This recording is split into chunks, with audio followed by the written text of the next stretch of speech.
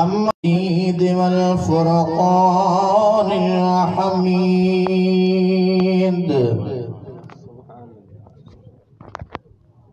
फ़अऊज़ु बिल्लाहि मिनश शैतानिर लईनिर रजीम। रहमानिर रहीम।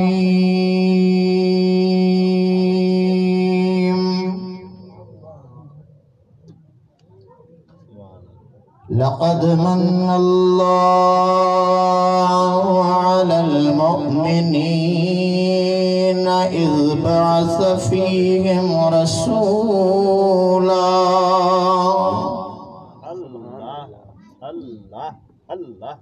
आमन्तु बिल्लाहि सदक़ल्लाहुल अलिय्युल अज़ीम व बल्लगना रसूलुहुन नबियुल हबीबुल करीमुल अमीन।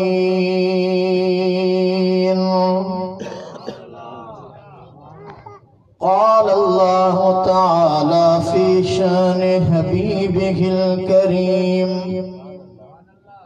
इन्नल्लाहा व मलाइकतहु युसल्लूना अलन नबी या अय्युहल्लज़ीना आमनू सल्लू अलैहि वसल्लिमू तस्लीमा।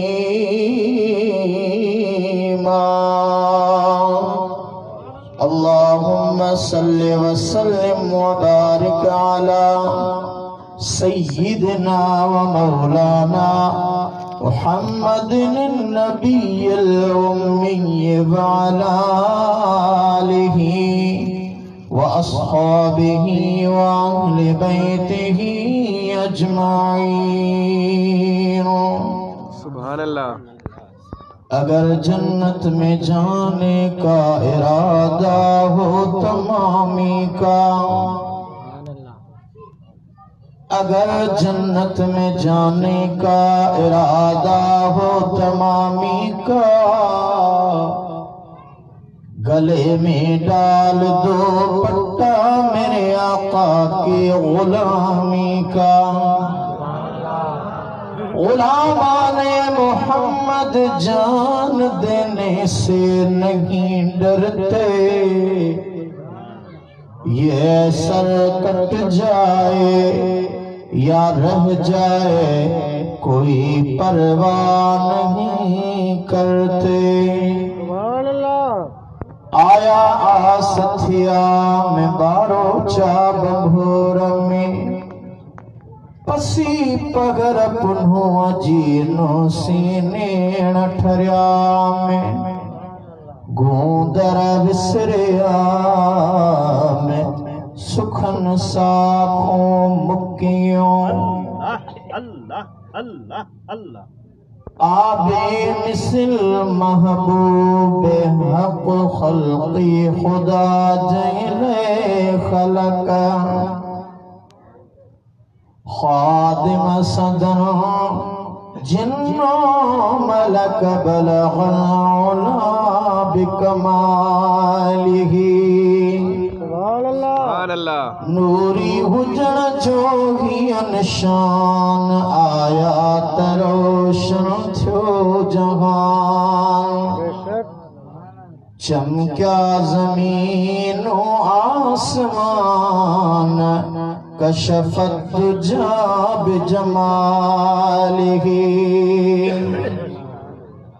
आनूर आका दर असल नूरी सदा सारो नसल। सूरत आई सीरत बेमिसल हसनत जमी खिसालिही। इदरीस उन जो गुलामा पढ़ंदो सलातो सलामा। ही विरद सुबह शाम सल्लल्लाहु सल्लु अलैहि व आलिहि। अल्लाहुम्मा सल्लि व सल्लिम व बारिक अला सय्यदिना व मौलाना मुहम्मदिन व अला आलिहि व अस्हाबिहि व अहले बैतिहि अजमईन। सुभान अल्लाह। वाजिबुल एहतराम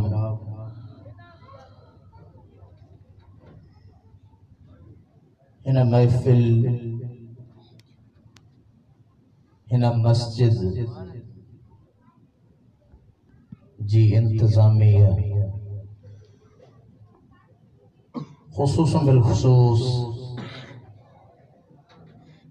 ये हेरी सारी अजीम शान महफिल सजाईंदड़ मेजबानाने महफिल जे अंदर शामिल शरीक असांजे महबूब मुर्शिद जा प्यारा उस्तादुल उलमा शेखुल हदीस उस्तादुल हुफ़ाज़ मां त ईअं चवंदुसि मुंहिंजे मथे जा मोड़ मुंहिंजा ताज छो त साईं जन जो शफ़क़तूं मुंहिंजे वॾड़नि ऐं साईं जन जो रूहानी जिस्मानी ताल्लुक़ तॾहिं जो आहे जॾहिं मां बि अञा बाबे ऐं अम्मा जे विच ते हो सुॼा हुई। मुझी मुराद उस्तादुल उलमा हजरत क़िबला साईं मुफ्ती मुख्तार अहमद ताहिरी दामत बरकातुहुल आलिया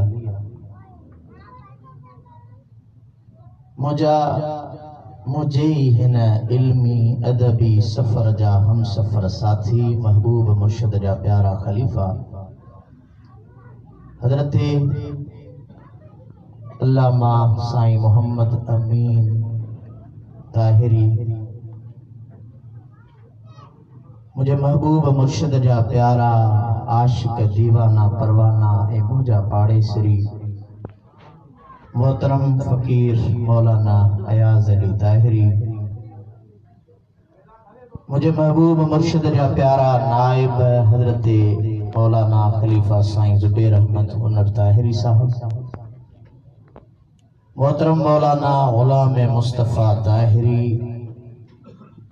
इन मजलिस महफिल मीलाद में मूं गुनहगार जी हाज़री लगाइण जो सबब बणजंदड़ मुझे आका जा सोना सना ख़्वान फ़कीर मोहम्मद छुटल मल्लाह ताहिरी उस्ताद आचर मल्लाह अल्लाह वधायो जावेद अली कीरियो ऐं उन सां गॾो गॾु इन महफिल में मौजूद सादात हुफ़ाज़ उलमा फ़ुक़रा अस्सलामु अलैकुम व रहमतुल्लाहि व बरकातुहू। वालेकुम।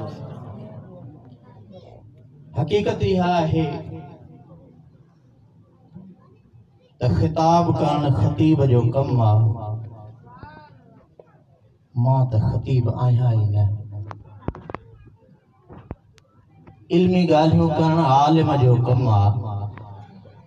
मूंखे त मुंहिंजे अमड़ बाबे समेत दुनिया आजिज़ जे नाले सां सुञाणंदी आहे। तकरीर करण मुक़र्रिर जो कमु आहे। मां त अञा मुर्शिदन करीमन जे पैगाम पहुचाईंदड़ मुबल्लिगन जे जुतिन खणण जेतिरो बि हक़ अदा न कयो आहे। जब तक बिके न थे तो कोई पूछता न था। आका तूने खरीद के अनमोल कर दिया। सुभान अल्लाह।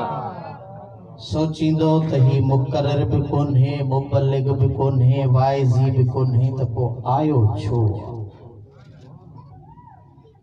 अदा मूंखे छुटल कोन घुरायो आहे।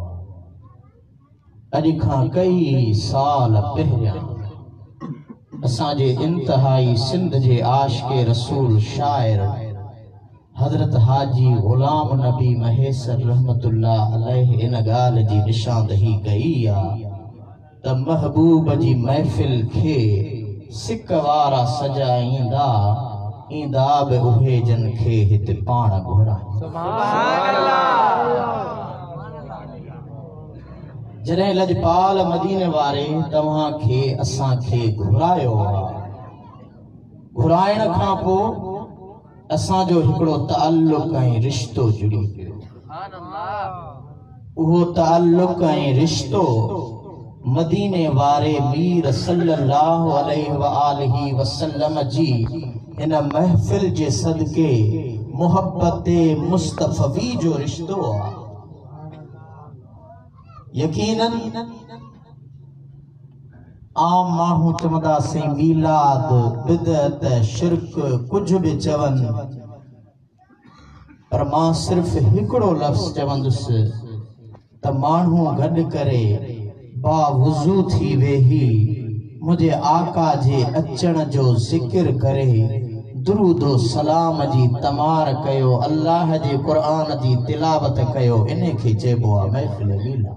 सुभान अल्लाह, सुभान अल्लाह। काथे लिखियल वरी सवाल पैदा थींदो, तू चओ अदा ॿियनि ॻाल्हियुनि खे छॾे ॾे, मीलाद मुस्तफ़ा। सुभान अल्लाह। आका जो मीलाद असांजी क़िस्मत में लिखियल आहे, तॾहिं हुन आका करीम जे अचण जूं ख़ुशियूं मल्हाईंदा आहियूं। तुंहिंजे लाइ बि दुआ गो आहियूं त अल्लाह ताला तुंहिंजो बि वक़्त बाला करे, तुंहिंजी बि क़िस्मत खोले जो उन आका जे अचण जा ईअं ई जश्न मीलाद मल्हाए महबूब सां मोहब्बत जो इज़हार करे। सुभान अल्लाह। दोस्तो, असल में मां जेके ॻाल्हियूं इब्तिदा तौर ते चई हुअसि, स्टेज ते जलवे अफरोज़ असांजा उस्ताद मोहतरम उस्तादुल हुफ़ाज़ वल उलमा साईं मुफ्ती मुख्तियार अहमद साहब जन मौजूद आहिनि। मां अॼु सिर्फ़ अव्हां सां अक़ीदत जूं ॻाल्हियूं, छो त जॾहिं मदरसे में पढ़ंदा हुआसीं असांजा महबूब मुर्शिद मुरब्बी हफ़्तवार बज़्म जे अंदरि लाइब्रेरी हाल जे अंदरि उस्तादनि ऐं शागिर्दनि खे वेहारींदा हुआ। वो तालिब इल्म शागिर्दनि खे हुकुम हूंदो हो त अॼु अव्हां खे तकरीर करे ॿुधाइणी आहे, त उहे जलसे वारी तकरीर न, पर उस्तादनि खे सबक ॿुधाइण इरादे ऐं नियत में इहो ई आहे त अॼु मां पंहिंजे उस्तादन महबूब मुर्शिद जे नायबन आलिमन अव्हां आशिकन खे आका जे इश्क जे मीलाद जे हवाले सां सबक ॿुधायां थो। अल्लाह ताला शल मुंहिंजी हाज़िरी मक़बूल ऐं मंज़ूर फरमाए। अल्लाह आमीन।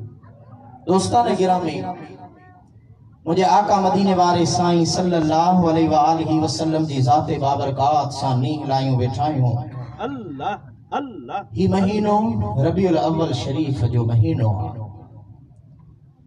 उनखे अॼु खां कुझु अरसो पहिरियां असांजा सादड़ा सिंधी अञा बि बहराड़िन में इनखे रबीउल अव्वल न पर उर्स महीनो सॼो वेंदो। असांजे आशिक़ रसूल हज़रत हाजी गुलाम नबी महेसर रहमतुल्लाह अलैहि या उन जा साथी ॻाईंदा हा, आयो उर्स महीनो जागो मोब मिठो, सुभान अल्लाह। आयो उर्स महीनो जागो मोब मिठो, मोमिन लख मुबारक सब जो खैर मुबारक, वाधायूं जो वठो था आयो मोब मिठो। सुभान अल्लाह। उन आका रहमत वारे हबीब सल्लल्लाहु ताला अलैहि वसल्लम वसल्लम जे आमद जो महीनो आ मदीने वारे मीर सल्लल्लाहु ताला अलैहि वसल्लम जे तशरीफ आवरी जो महीनो आ ही महीनो हुआ त अजमत ऐं शान में निरालो आ पर हिन महीने जो ताल्लुक मुझे आका मदीने वारे मीर सल्लल्लाहु अलैहि वसल्लम जी हिन दुनिया में अम्मा आमिना जे पाक बदनमा ज़ाहिर थियण जो भी महीनो आ त वरी मुझे महबूब आका मदीने वारे मीर सल्लल्लाहु अलैहि वसल्लम जंजी ज़ाते बाबरकात हिन ही महीने में मक्के सां गॾु मदीने के भी शरफ अता फरमायो सुभान अल्लाह।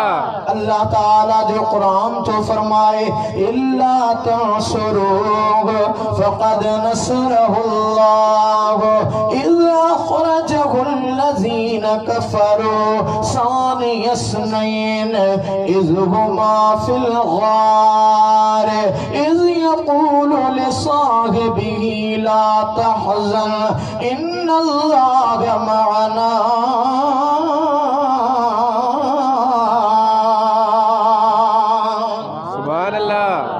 अवाही जेको बैनर लगायो आ इन ते मुझे मुर्शिद इब्ने मुर्शिद जहीं के मदीने वारे मीर फरमायो ओ सोना अबू बकर मू रसूलुल्लाह इन दुनिया जे अंदर सबनी जा हक अदा करे छया लेकिन मुझा यारे गार वफादार तो हिकड़ी रात गार में जागी करे मुसा गड गुजारे जहीं इश्क अकीदत मोहब्बत जा मण हासिल कया उन हिकड़ी रात जो थोरो भी मु मुस्तफा तो जो न लाथो सुभान अल्लाह उन्हें जो अजर तो के अल्लाह पाण दींदो तरह मु सोचो त इब्तिदा उनई आयत करीमा जे अंदर अल्लाह ताला मुझे महबूबा का मदीने वारे मीर सल्लल्लाहु ताला अलैहि वसल्लम जी जात जी मक्के पाक मां मदीने डांग हिजरत जो जिक्र आ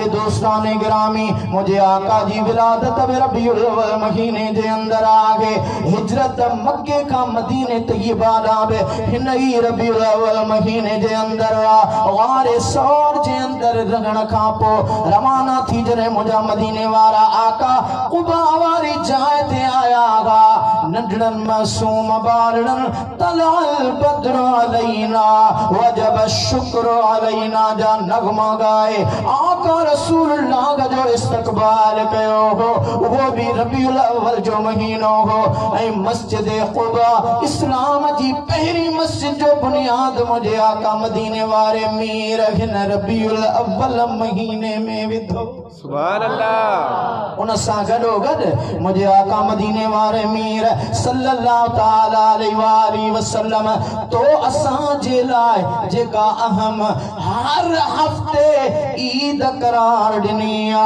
उहा जुम्मे जी पहली नमाज भी मदीने वारे आका हिन ही रबीउल अव्वल महीने आई मदीने में अदा फरमाई वो महीनो जहीं जे अंदर मुझे आका मदीने वारे मीर सल्लल्लाहु अलैहि वसल्लम मक्के मां हिजरत फरमाए मदीने के जरे आबाद फरमाया मुझे आका मदीने वारे मीर सल्लल्लाहु अलैहि वसल्लम मस्जिद कुबा का बाद पंजी नबवी मस्जिद जो बुनियाद बे हिन ही महीने में रखियो सुभान अल्लाह रबीउल अव्वल महीने जी निस्बत ताल्लुक इस्लाम जी तारीख सां भरपूर बाला तर आहे हजरत शाह अब्दुल हक मुहद्दिस देलवी रहमतुल्लाह अलैह तारीख मदीना जे अंदर लिखे थो मुझे आका मदीने वारे मीर सल्लल्लाहु अलैहि वसल्लम अल्लाह ताला जी दरबार में हथना कया या रब्बल आलमीन मुझे डाडे तुझे शहर मक्के पाक जे लाए दुआ घुरी हुई मुझे डाडे इब्राहिम मक्के जे बरकतुन जे ले दुआ घुरी ही या अल्लाह वो तो जो खलील हो मां तो जो हबीब आया मां तो का दुआ तो घुरा त मुझे डाडे इब्राहिम जी दुआ जे सदके मक्के जी भेट में मदीने के पीणियों बरकतों अता फरमा मक्का में बरसते हैं अनवार खुदाबंदी रहमत का लगा देखा बाजार मदीने में। सुभान अल्लाह, सुभान अल्लाह। उहो आका मदीने वारो साईं तुझो असांजो महबूब हिन महीने में मुझे आका जी तशरीफ आवरी थी आ। उलमा का अवां बारहा बुधी चुका आयो पर मुझे भी हुक्म थियो आ त मां बि अवां के अर्ज रखा सबक बुधाई दो हला उन आका मदीने वारे मीर सल्लल्लाहु ताला अलैहि वसल्लम जा उम्मतियो मुअवा जे सामो जेका आयत करीमा पढ़ी आ अल्लाह ताला उन में इरशाद फरमायो लक़द मन अल्लाहु अलल मुमिनीन।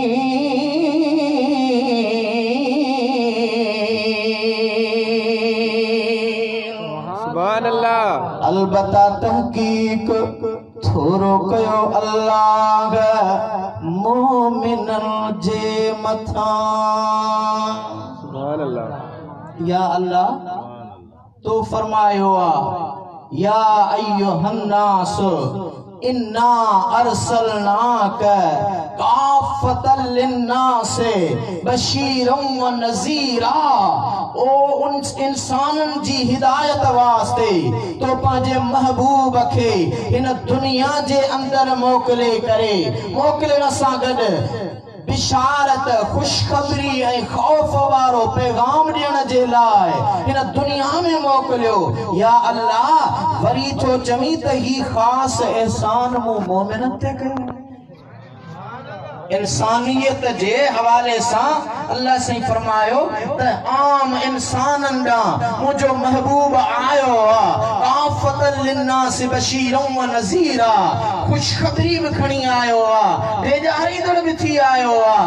लेकिन मुझे रब्बुल आलमीन खास हुक्म इरशाद फरमायो अलबत्ता तहकीक थोरो कयो अल्लाह मोकिलण जी ॻाल्हि हुते भी आहे लेकिन हिते आम मोकिलण जी ॻाल्हि न थी रही आहे। हिते रब्बुल आलमीन पंहिंजो एहसान ॼाणाए रहियो आहे। बिठाई फरमायो थोरा मथोरा मूं ते मारुअड़न जा थरमी वारी थोरड़ी तिहा घणेरा भलायो ऐं भेरा आऊं घणे घणी दुसके तेरा। सुभान अल्लाह। भला सिंध जो आशिक़ रसूल शायर पे चवेला शारी मुखे भी पढ़ अल्लाह कयो एहसान अज़ीम आयो मोहम्मद मिठो करीम मोमिन मुर्की मुर्की चो बिस्मिल्लाह रहमान रहीम। अल्लाह कयो सुभान अल्लाह। लीड़न गाना सीने लाया जान बजड़ा तहड़ा गुरबत सो पे कतरा सरदार कया थई कहड़ा। सुभान अल्लाह। बेशक बाजी रऊफ रहीम आयो मोहम्मद मिठो करीम मोमिन मुर्की मुर्की चो बिस्मिल्लाह रहमान रहीम। अल्लाह कयो सुभान अल्लाह। लक़द मन्ना अल्लाहु अलल मोमिनीन इज़ बअस फ़ीहिम रसूला।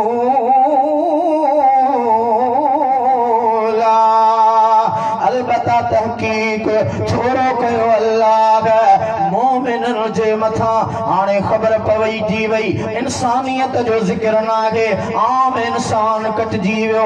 अल्लाह ताला मोमिनन खे फरमाए रहियो आहे ए मोमिनो मूं अवां ते थोरो कयो आहे। या रब्बुल आलमीन अखियूं ॾिनई तुंहिंजो थोरो कन ॾिनई तुंहिंजो थोरो हथ ॾिनई तुंहिंजो थोरो ज़ुबान ॾिनई तुंहिंजो थोरो जिस्म ॾिनई तुंहिंजो थोरो अबो अम्मा ॾिनई तुंहिंजो थोरो आल औलाद बच्चा ॾिनई तुंहिंजो थोरो। ए मुस्लमान इन थोरे जी ॻाल्हि नाहे इहे सभु शयूं त काफ़रनि वटि बि आहे। जो खास एहसान मोमिनन जे मथा आगे या अल्लाह मोमिनन के ईमान दिनो इहो भी तुझो छोरो आ कुरान दिनो इहो भी तुझो छोरो आ जन्नत आलमीन फरमायो तरे तमारा बचवा थो त उहो सब कुछ आखे मुंह हिक यार जे करे दिनो आ इज बा सफीहिम रसूला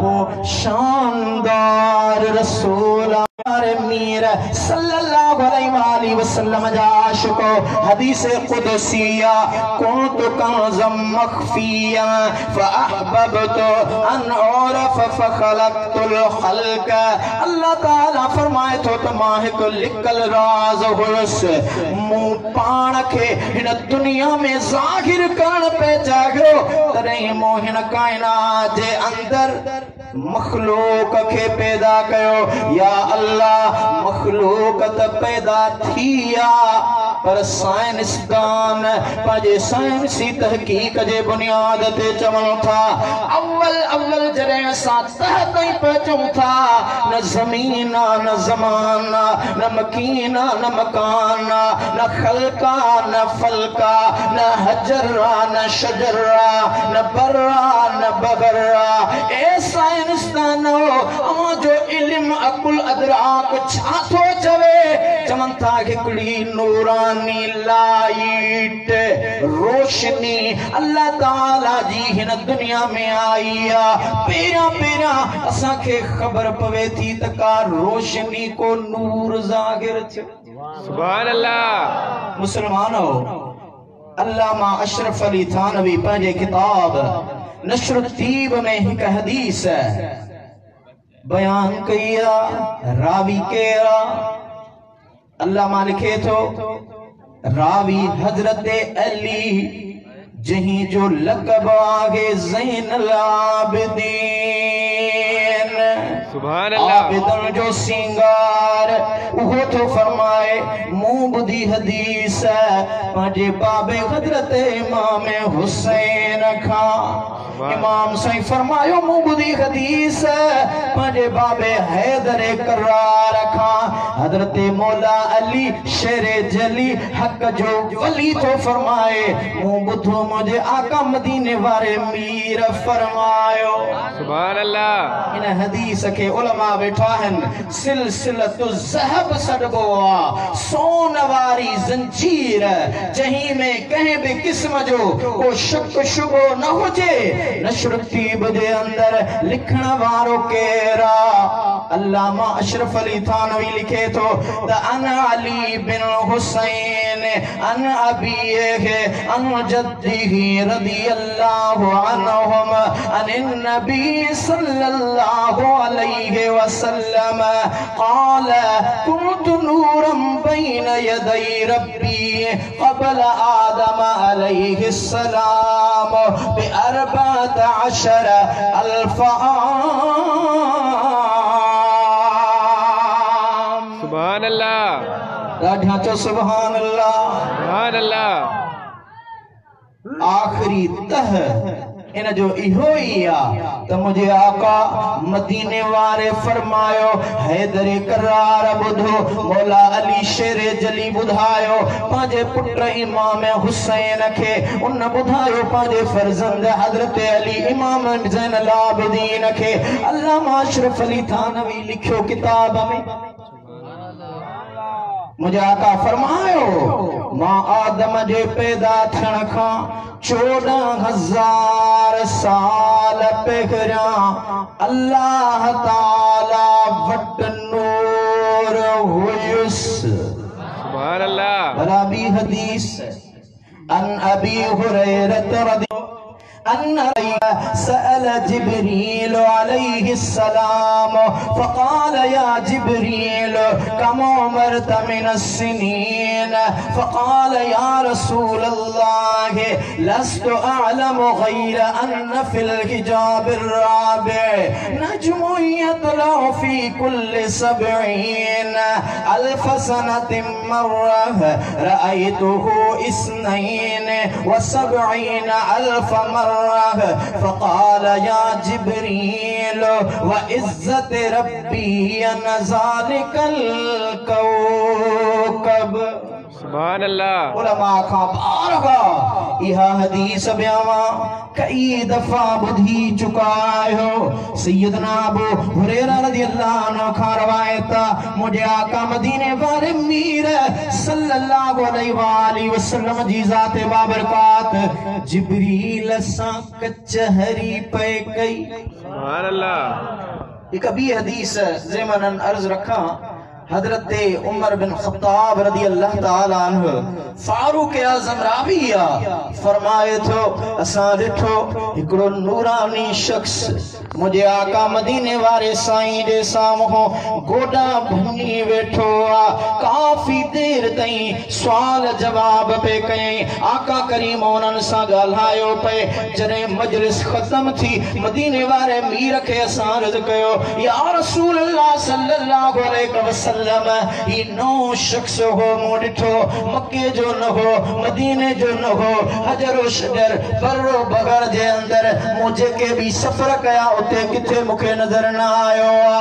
या रसूल अल्लाह ही नओं माण्हू केर हो जेको अॼां सां दीनी गुफ्तगू करे रहियो हो। मदीने वारे मीर फरमायो ए उमर इहो माण्हू शाम इराक ईरान फलस्तीन या कंहिं अरब इमारात हिंद सिंध जो न पर रूहुल अमीन जिब्रील अमीन हो। सुभान अल्लाह। सहाबा ॾिठो वेठो गॾा माण्हुनि सां माण्हू लॻो कुल इन्नमा अना बशरुम मिस्लुकुम बशर जे मिसल वेठो आ। हुजूर फरमायो हाँ ए उमर हुयो तो बशर जे मिसल आयो तो इंसान बनजी हो लेकिन इहो जिब्रील हो जेको मूं रसूलुल्लाह सां दीन जे बाबत कचहरी करे रहियो हो। मालूम थियो त जिब्रील नूर आ नूरी फरिश्तो आ। बशरी सूरत में अचे तो उनखे बशर न चए। सुभान अल्लाह। कई हदीसूं एड़ियूं मौजूद आहिनि जो हजरत जिब्रील इंसानी सूरत में मुझे महबूब आका जे सहाबी दियत कल्बी जी सूरत में भी ईंदो रहंदो हो। मुझे आका मदीने वारे मीर फरमायो ए जिब्रील जी मुझा महबूब ए खबर तुझी उम्र केतरी आ या रसूल अल्लाह सल्लल्लाहु अलैहि वसल्लम मुखे भी तक का भी खबर ना है लेकिन ओ मुझा महबूब जने अल्लाह ताला मुखे पैदा फरमायो हो। अर्श जे चोथे हिजाब में हिकड़ो नूरानी तारो चमकंदो हो जेको 70,000 साल बीठो होंदो हो 70,000 साल लगी वेंदो हो। इनखे लहंदे उभरंदे मूं जिब्रील 72,000 भेरा ॾिठो। गाल के खत्म कंदे जेकर इहो हिसाब पाण ज़रब कंदासीं त 5 अरब 4 करोड़ साल थींदा। मुझे आका मदीने वारे मीर सल्लल्लाहु अलैहि वसल्लम जी ज़ाते बाबरकात फरमायो फ़क़ाल या जिब्रील व इज़्ज़त रब्बी अना ज़ालिकल कौकब। ए जिब्रील मुखे मुझे रब्बे करीम जी इज्जत ऐं अज़मत जो कसम आ त उहो सितारो मां मुहम्मदुर रसूलुल्लाह हुयुस। सुभान अल्लाह। कॾहिं 5 अरब 4 करोड़ साल अॻु कुछ भी नहीं था हरगिज़ खैरुल वरा से पहले कुछ भी नहीं था हरगिज़ खैरुल वरा से पहले हक भी नहीं था ज़ाहिर शम्सुद्दुहा से पहले। सुभान अल्लाह। हदीस मुआवा के हदीस कुदसी बुधाई न कुछ भी नहीं था हरगिज़ खैरुल वरा से पहले हक भी नहीं था ज़ाहिर शम्सुद्दुहा से पहले। कौनो मकान से पहले हक ने इन्हें बनाया इसने खुदा को माना कालो बला से पहले इसने खुदा को माना जिसने खुदा को माना, आलो बला से पहले दुनिया की नेमतें हो या आखिरत की नेमत, दुनिया की नेमतें हो या आखिरत की नेमत, कुछ भी नहीं है मिलता इनकी रजा से पहले, कुछ भी नहीं है मिलता इनकी रजा से पहले। आशिक गाल है एक नुक्ते विच गल मुकायण वारी तो करे, बागे जिना में साइम हरगिज़ न जा सकेंगे, बागे जिना में साइम हरगिज़ न जा सकेंगे। दुनिया के ताजवर भी इनके गदा से पिघले, दुनिया के ताजवर भी इनके गदा से पिघले। कुछ भी नहीं था हरगिज़ खैरुल वरा से पिघले। सुभान अल्लाह। उन आका करीम मदीने वाले मीर सल्लल्लाहु अलैहि वसल्लम जा आशिको दीवानो परवानो, उन आका मदीने वाले मीर सल्लल्लाहु अलैहि वसल्लम जी ज़ाते बाबरकात जे उन्हें तसल्लुत ऐं तसलसल खे जे करें कायम रखंदे न दुनिया जे अंदर चौथा अल्लाह ताला दुनिया में सब खां पहिरीं अल्लाह ताला हज़रत आदम अबुल बशर खे मोकिलियो। सुभान अल्लाह। हज़रत आदम अला नबीना अलैहि सलातो वस्सलाम रखी करे रोंदो रहो, रब्बना ज़लमना अनफुसना व इल्लम तग़फिर लना व तरहमना लनकूनन्ना मिनल ख़ासिरीन। लेकिन शाहपुर जे जय्यद आलिम अल्लामा मुफ्ती मोहम्मद रहीम सिकंदरी आला हज़रत जे कलाम पाक के तर्जुमो कयो उन जे अंदर अमा खोले दिसो तफसीर में लिखे थो त अल्लाह ताला जरे हज़रत आदम जी तौबा के कबूल फरमाइण पे चाहो जिब्रील के मोकलेंगे, जिब्रील वनी आदम जे भरसा बिही बांग चो। सुभान अल्लाह। बांग चमतो वियो अल्लाहु अकबर अशहदु अल्ला इलाहा इल्लल्लाह अशहदु अन्ना मुहम्मदर रसूलुल्लाह। जरे इन लफ्ज़न ते जिब्रील आयो हज़रत आदम के उहो निहाड़ो याद आयो। जरे जन्नत जे अंदर मो पांजू अखियूं खोलियो हूं रब्बुल आलमीन जे कुदरत कामिला सां ॾिठो हम हूरन जे पेशानन ते मलाइकन जे पेशान परन ते जन्नत जे दरवाज़न ते बुराकन जे पुठिन चेहरन ते ला इलाहा इल्लल्लाह मुहम्मदुर रसूलुल्लाह लिखियल हो। मो अल्लाह जी दरबार में अर्ज कयो मुंहिंजा मौला तुझी कुदरत कामिला एकड़ा ये सांगती हो बियो ना लोके जोआ।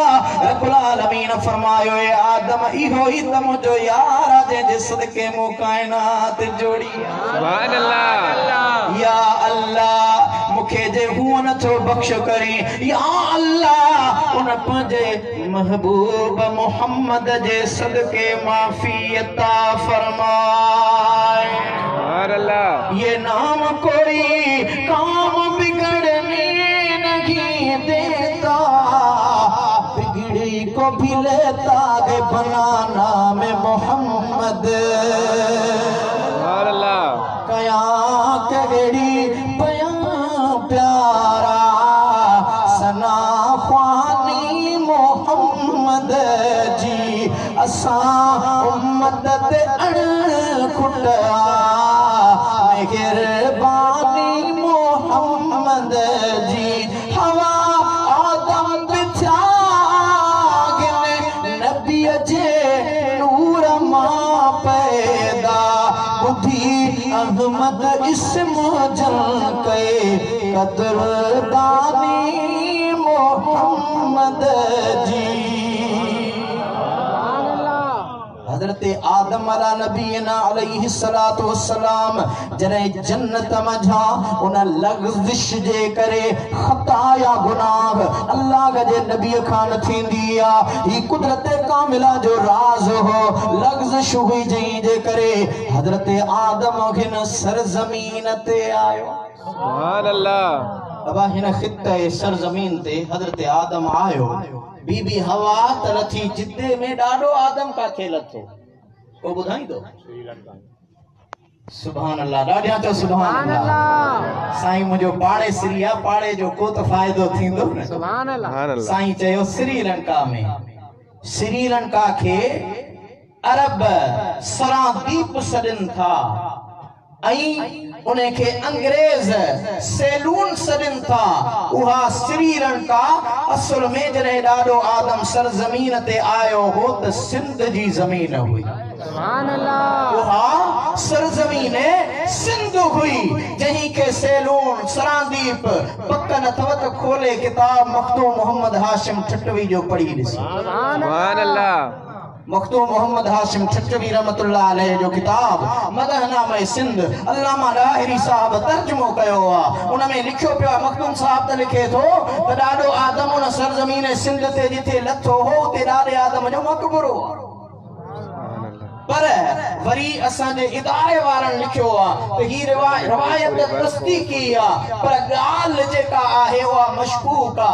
ठीक आ तू मकबरे जी गाल के मशकूक चो पर पक अथई इन गाल के त मनी थो त डाडो आदम इन जाए ते लथो उन सरजमीन सिंध ते लथो हो। मखदूम साहब लिखे थो त उन जाए ते जिते हजरत आदम जा कदम लगा हा आदम अला नबीना अलैहिस्सलातु वस्सलाम जे कदमन जी बरकत सा उते हिकड़ो वण पैदा थियो साल में ब गुल झलीदो हो ऐं हर गुल में 7 पत्तियों हर हिक पत्तीअ ते लिखियल हो ला इलाहा इल्लल्लाह मुहम्मदुर रसूलुल्लाह। किताब दिखाने लाइ मौजूद आया।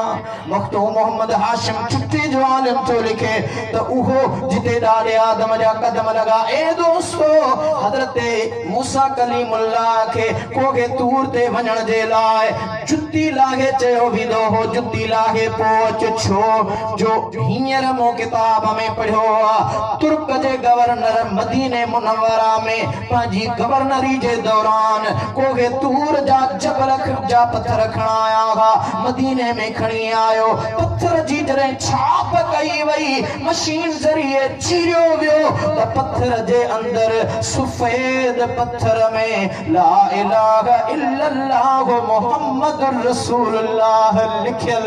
सुभान अल्लाह। 1400 साल पहरिया पो हिन दौर में उहे मुशाहिदा पे ज़ाहिर थियन खबर पई त मूसा कलीमुल्लाह के तने जुत्ती लाहे वणन जो हुक्म हो जो उन पत्थरन में अंदर मुस्तफा करीम जो नालो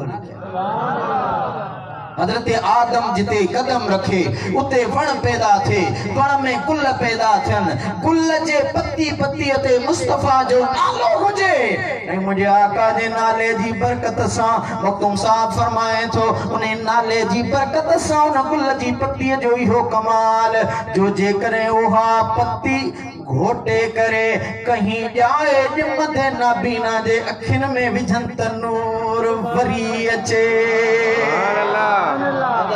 जहीं जे नाले जो इहो कमाल आ उन आका जो शान छा हूंदो। सुभान अल्लाह।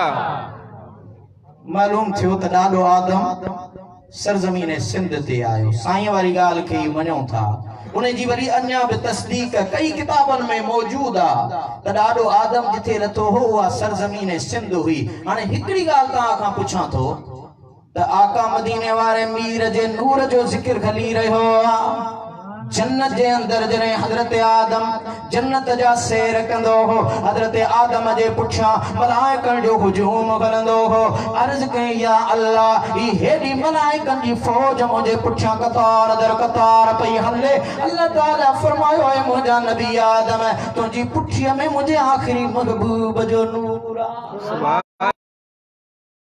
मुझी पुठिया मां मुंतकिल करे मुझी पेशानी में रखियो वने हाने वो नूर हजरत आदम जी पेशानी मुझे सामो बीठा आयो ये मलाइक सगोरा हजरत आदम जे सामो भी बिहंदा हा हजरत आदम जी पेशानी में जे को नूर मोहम्मदी चमकंदो हो उन जो दीदार बि कंदा हा हिकड़े हारे दिल में ख्याल के या अल्लाह तुझे आखिरी महबूब मुझी औलाद जे आखिरी नबी जो नूर मुझी पेशानी में रखायो थई मलाइकत दीदार कंत हजरत आदम जे सामो बे अख्तियार बंजी करे हजरत आदम अला नबीना अलैहि सलातो वस्सलाम जिए जो मुझे मदीने वाले मीर जे नूर ते निगाह प्यस फकीर असा जाके नी मल बजद में जज्बे में ईदा हन खबर न पवंदिया आदम अला नबीना अलैहि सलातो वस्सलाम बे अख्तियार मुस्तफा करीम जे नूर के दिसी करे पंजे चप्पन ते चुम्मी अखिन ते रखे सुभान अल्लाह उहो हजरत आदम जहीं जी पेशानी पुठिया में अबा मदीने वाले जो नूर आहे या न हुयो या न जने हजरत आदम सरजमीन सिंध ते आयो खबर पई मक्को भी शान वारो मदीनो भी शान वारो पर ज़ुहूर मोहम्मदी नूर मोहम्मदी जो पेरो पेरो खितो तुझी असांजी ही सरजमीन सिंध आहे सुभान अल्लाह हजरत आदम जी पेशानी में पुठिया में मुस्तफा जो नूर हजरत आदम सरजमीन सिंध ते आयो खबर पई तो ओ मुझा कमली वाला सोनो महबूब अमा हजरत आदम जे जरिए सा अमा जो नूर नबूवत मक्के मदीने में बाद में आयो पेरा अमा नवाज़िश करम नवाज़ी असा सिंधन जे मथा कई आगे सरजमीन सिंध ते मुझे आका मदीने वाले मीर सल्लल्लाहु अलैहि वसल्लम जे ज़ुहूर जो इज़हार छो जे इने पासे भी दुस्त इहो अलग मौजू त सिंध में केड़ा नबी आया सिंध में केड़ा सहाबी आया सिंध वारन दा रसूलुल्लाह खत लिखी मोकलियो हो अमा जे के इलाके में केड़ा सहाबी आया सरजमीन सिंध जे केड़ा इलाकन में इहो एकड़ो तवील मौजू आ जेते मु जदीद तहकीक कई आ इंशाअल्लाह किताब इंदो पढ़ंदो अमा के खबर पवंदी त अल्लाह ताला सरजमीन सिंध के केडो डाज इनाम ॾिनो दोस्तान गिरामी मुझे महबूबा आका मदीने वाले मीर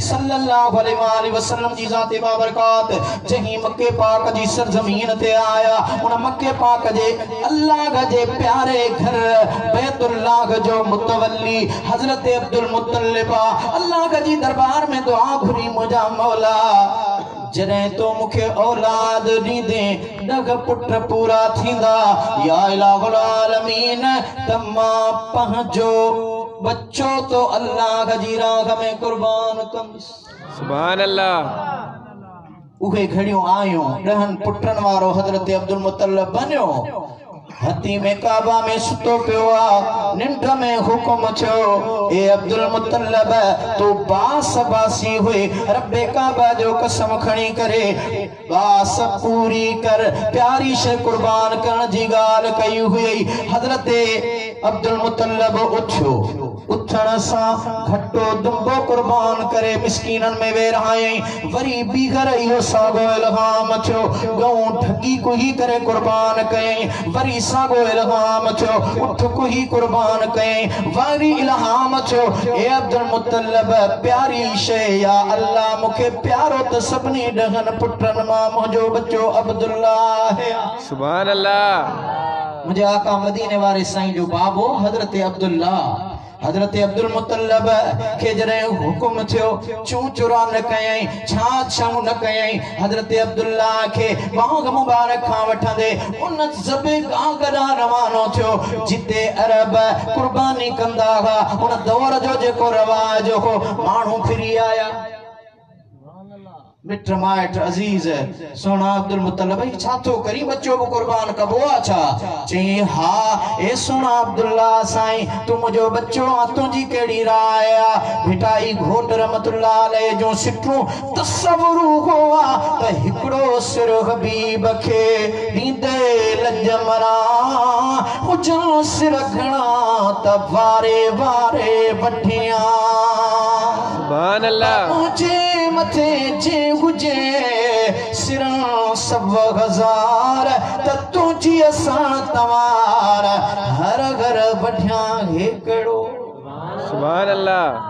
हजरत अब्दुल मुत्तलब के माइटन मिटन अजीजन चयो साईं ही छा तो करी इन जो को बियो हल असां कढूं था घुमंदे फिरंदे मक्के जे कांगनन ॾांहुं विया इन जो को हल ॿुधायो।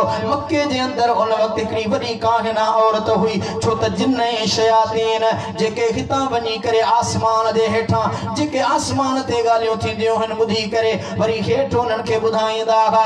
उन कांगना चयो त हा इन जो हिकिड़ो हल मूं वटि आहे। हिकड़े पासे अब्दुल मुत्तलब जे पुट अब्दुल्लाह के बिहारियो बे पासे दग उठ बिहारियो कुणो विझो जे करे कुणो उठन ते पवे त पो अब्दुल्लाह जी उहा कुर्बानी कबूल पई। सुभान अल्लाह। हजरत अब्दुल मुत्तलब वट हली आया सही ही गाला हजरत अब्दुल मुत्तलब साईं हजरत अब्दुल्लाह जे बदले में दग उठ बिहारिया कुणो विधो वियो लेकिन हजरत अब्दुल्लाह साईं ते पियो वरी दग उठ वधाया विया 20 उठ हजरत अब्दुल्लाह कुणो विधो वियो वरी भी सागो हजरत अब्दुल्लाह जो नालो आयो वरी दग उठ वधाया विया 30 उठ वरी भी कुणो हजरत अब्दुल्लाह ते पियो वरी दग उठ वधाया विया वरी भी कुणो हजरत अब्दुल्लाह ते पियो वरी दग उठ वधाया विया 50 उठ तॾहिं भी कुणो हजरत अब्दुल्लाह ते पियो इए हलंदे हलंदे 10 भेरा हिक तरफ 100 उठ थिया बे तरफ हजरत अब्दुल्लाह हाने जने कुणो विधो त हजरत अब्दुल्लाह साईं जे तरफ खां कुणो उठन ते पियो।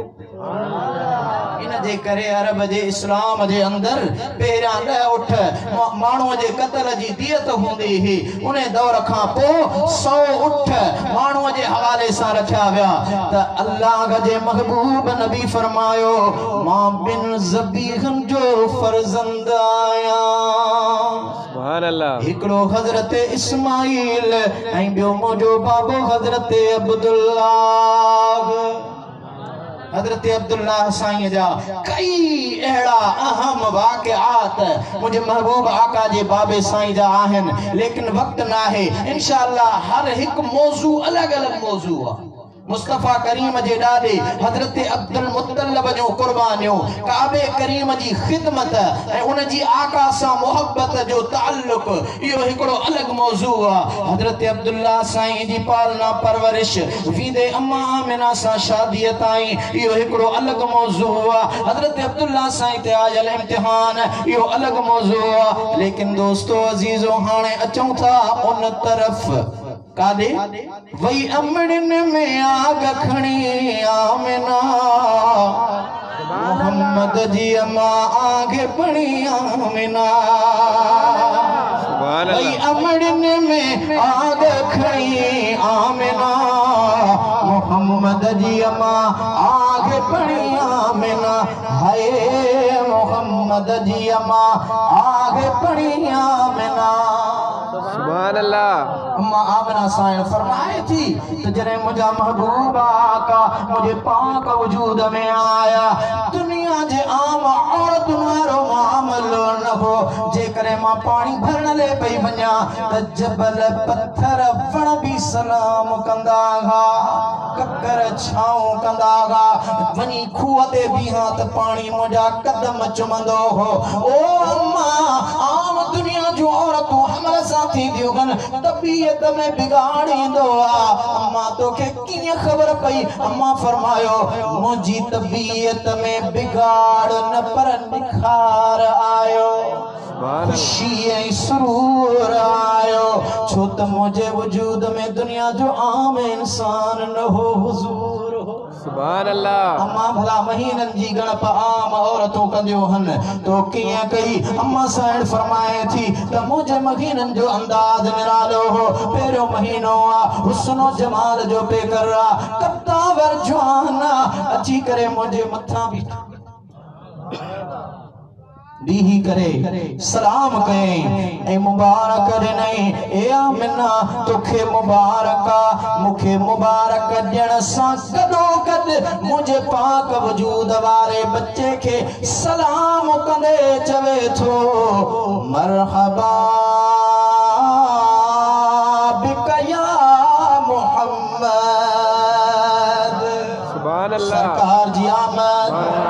हुजूर जी आमद नूर जी आमद मरहबा बिका या मोहम्मद तू असाजी कल जुलूस कड़ी मरहबा या मुस्तफा जा नारा हणो था। ए दोस्तान गिरामी अम्मा आमिना साईं फरमाए थी त पेरे महीने में मुखे बिशारत ॾियण मुबारक ॾियण वारो अबुल बशर हज़रत आदम हो जी मुखे मुबारक बि ॾिनी त मुझे बच्चे जी आमद में मरहबा बिका या मोहम्मद जा नारा भी हया। असा जुलूस मुस्तफवी में हजरत आदम अलैहिस्सलाम जी सुन्नत अदा कंदा आहियो।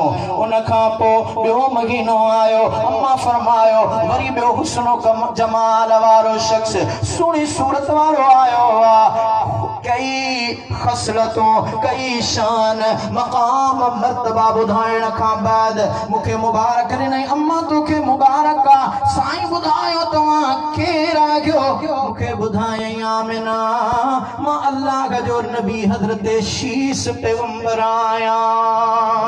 सुभान अल्लाह भला रुगो तोखे मुबारक ॾिनई या मदीने वाले मीर जो इस्तक़बाल बि कयई चई हा हा मुझे महबूब जे सलामी जे लाए चयई अस्सलामु अलैका या रसूल अल्लाह।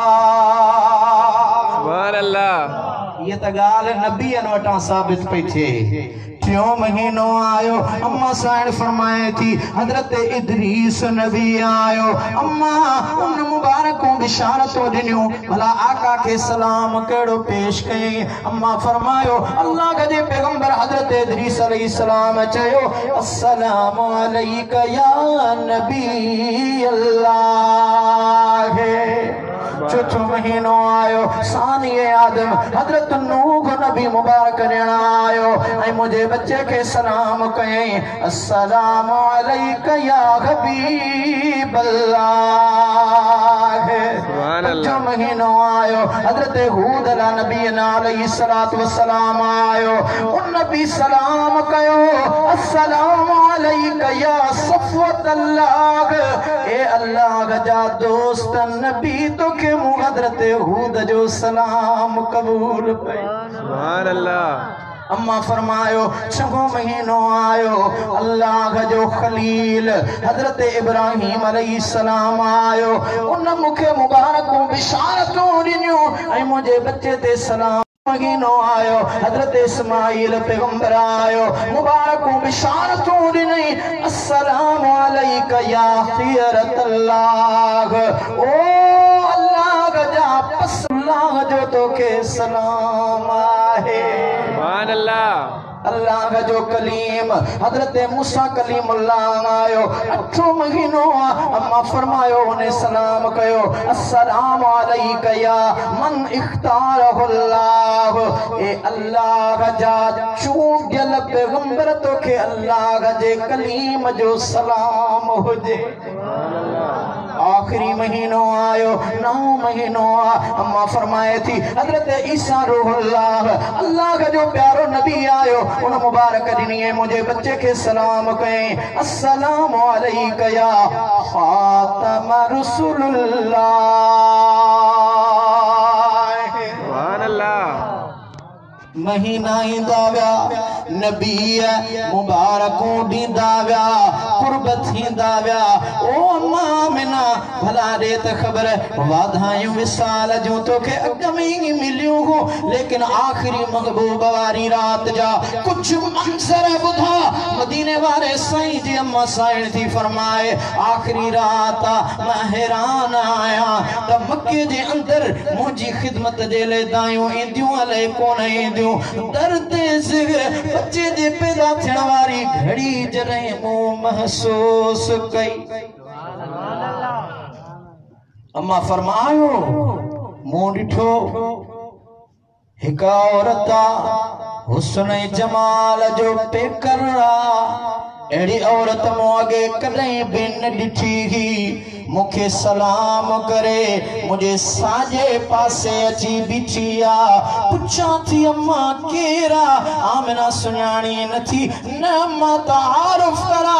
अम्मा ॿुधायो आमिना आख़िरी महबूब अचण वारो आ उन जे इस्तक़बाल मां आई आया मुझो नालो बीबी हवा आगे। अम्मा फरमायो थोड़ी देर गुजरी वरी बी औरता हुस्नो जमाल जो पे कर रहा ईमान ए कमाल जो पे कर रहा उन्हें मुखे सलाम करे मुझे खाबे पासे बिठिया पुछा थी अम्मा केरा बुधाई अम्मा आमना सुनान मां तुझे अचण वारे बच्चे जे डाले हजरत आदम जी बीबी सारा हजरत इब्राहिम जी घरवारी बीबी सारा सुभान अल्लाह। डाले हजरत इब्राहिम जी घरवारी हजरत बीबी सारा हाँ आई उन्हें सलाम करे मुझे पोए तरफ बिठिया पुछा थी अम्मा तू भी तो पंहिंजो तारुफ कराए बुधाए अम्मा मां फिरौन जे घर में रही कलमो पढ़ण वारी बीबी आसिया आया। सुभान अल्लाह। अन्या इंतजारा दरवाजो खुलो चौथी औरत भी आई जिसा थी तो सुभान अल्लाह हुस्नो जमाल अखलाक का किरदार अन्या भी निरालो पे नजर आए। सुभान अल्लाह। अम्मा फरमाए थी मु पूछो अम्मा तारुफ करा तू केरा बुधाए अम्मा मेना मां इमरान जी न्याणी ऐं हजरत ईसा रूहुल्लाह जी अम्मा बीबी मरियम आया।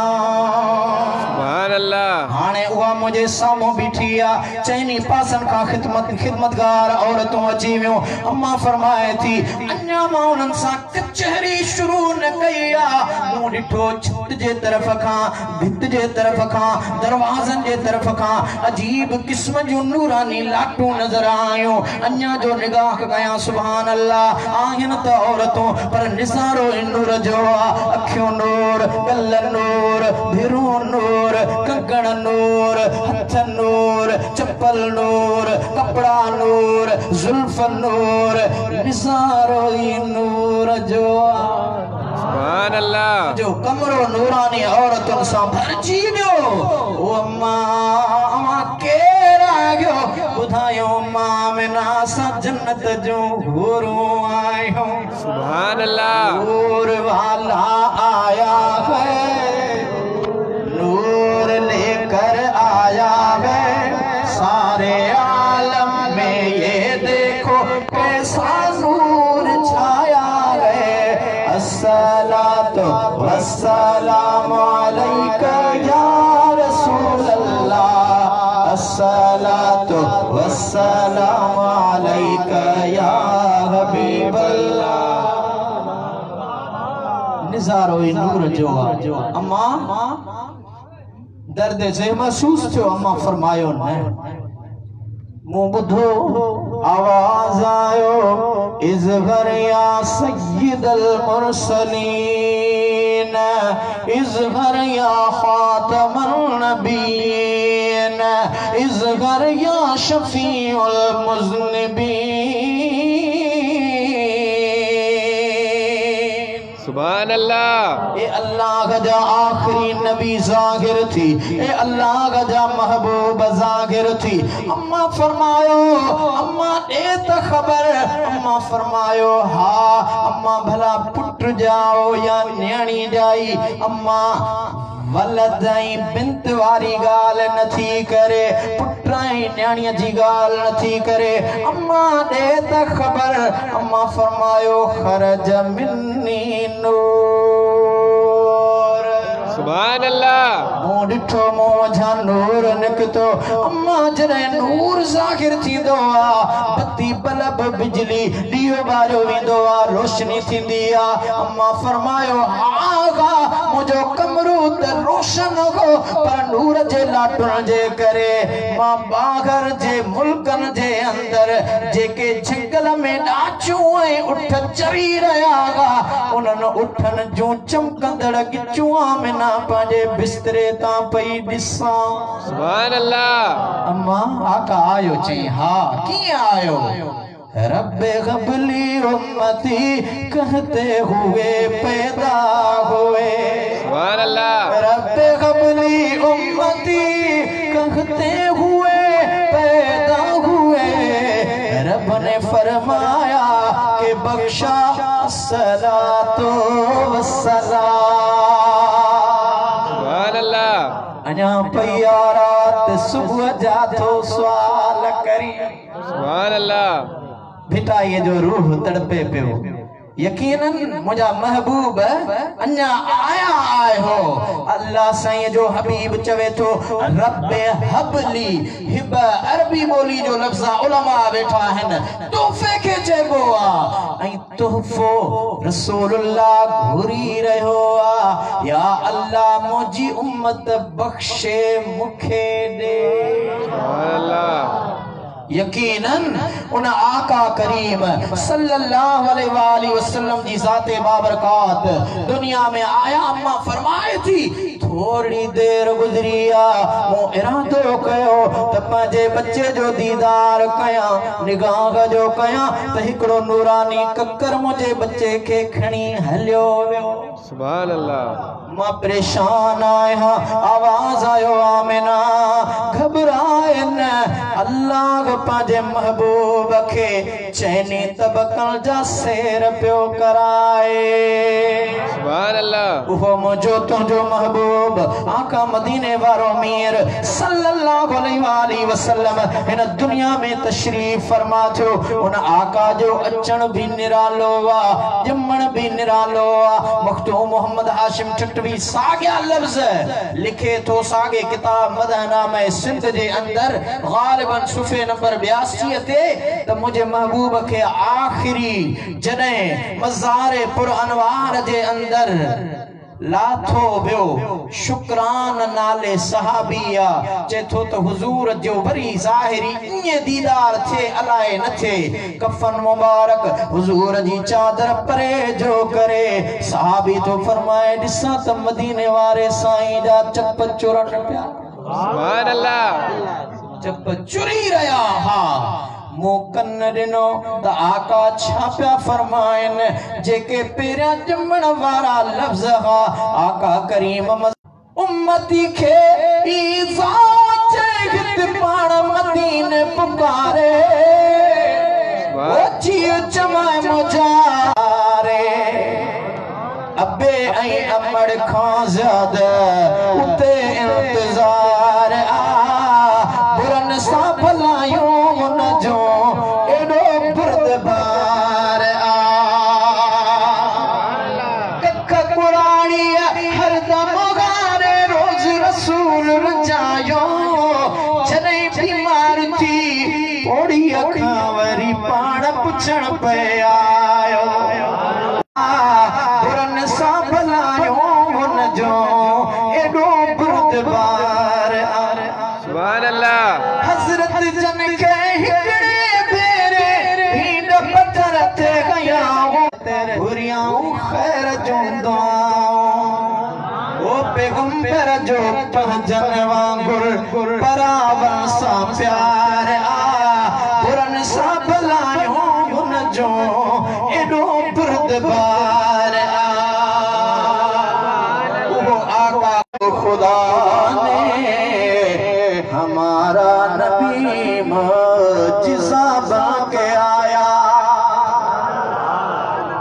अबा साइंस चवे थी त मापा जे महबूब के बंधनन में बंधी करे बिस्तरे ते आरामी कयो उन मौके ते मुखे खबर नगी तको अज मोजा बथल बंधन सख्त आहिन आका करीम के तकलीफ थी रही मान में हो नंढड़ा नबूवत वारा हथ मुझो बच्चो मोहम्मद करीम फेराए पियो हिय इशारो करे त चंद्र हेडे हिय पियो इशारो करे त चंद्र हेडे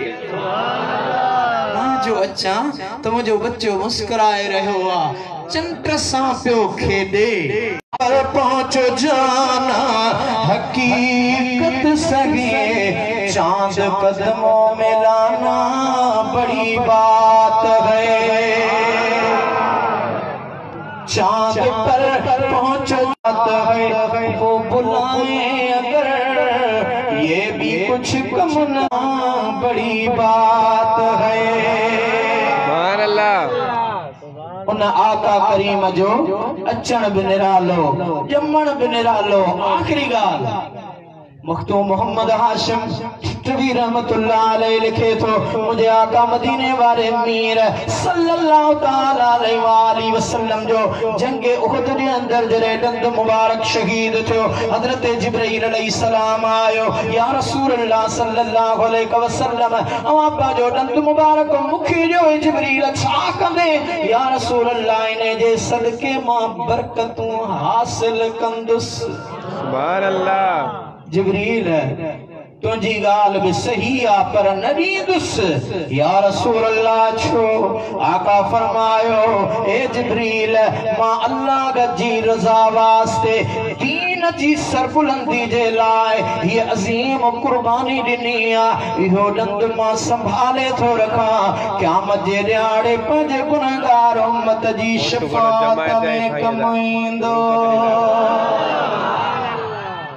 हशर ॾींहुं हूंदा सवेरा जराणा तनी में मोहम्मद परे खां सुञाणा हूंदुसि छोटकारे जो झंडो हथन में जीअं गुल गुलाबी आ सुहिणो गुलन में तने ताश के रसूल दिल चाही ॾिनी आ ओ दुख नाई डोलावा जी परवाह नागे ज़ईफ़न जो ज़ामिन ॾींदो राग ठाहे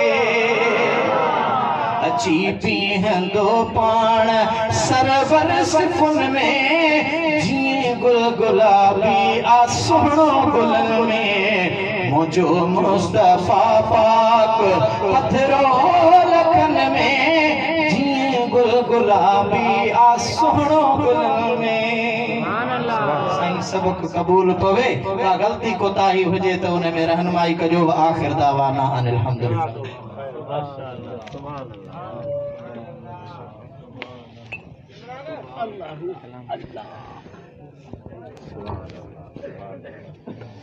सभी दोस्त उठी भी सलात व सलाम पढ़ाए। मुस्तफा जाने रहमत तेरा हो सलाम शमाए बज़ में हिदायत तेरा को सलाम जिनके आने से सारा जहां सज गया जिनके आने से सारा जहां सज गया उनकी आला बिलादत पेला खो सलाम मुस्तफा जाने रहमत पेला खो सलाम शमाए बज़ में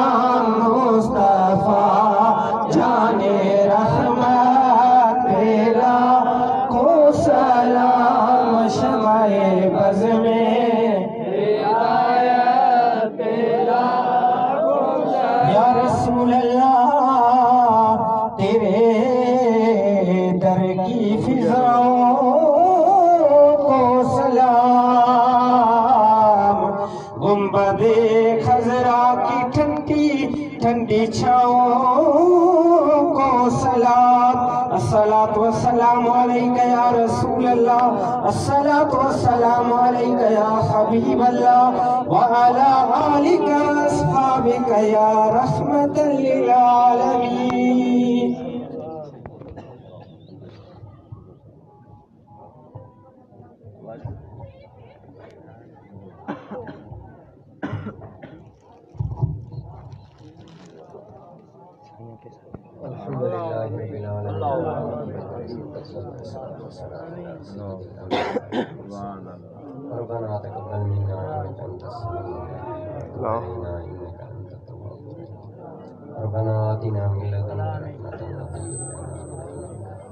ربنا لا تزغ قلوبنا بعد إذ هديتنا وهب لنا من لدنك رحمة إنك أنت الوهاب ربنا إننا آمنا فاغفر لنا ذنوبنا وقنا عذاب النار या इलाही ख्वार हैं बदकार हैं डूबे हुए जिल्लत में हैं जो कुछ भी हैं लेकिन तेरे महबूब की उम्मत में या इलाही रहम फरमा मुस्तफ़ा जे वास्ते करम का खुदा जे वास्ते या इलाही आलमीन पंजी मोहब्बत इमारत नसीब फरमा पंजे ज़िक्र सां असांजे क़ल्बनि खे रोशनी मुनवर मेरे जी मोहब्बत खां असांजे सीननि खे खाली या इलाही आलमीन पंहिंजे प्यारे हबीब अलैहिस्सलाम जी मोहब्बत ऐं इश्क़ पंहिंजे कामिलीन जो कुर्ब नसीब फरमाइण में मालिक से पंहिंजे सालिहीन जी सुहबत महबूब जी हिन पाक महफ़िल जी सदके में मालिक से असां सभई अल्लाह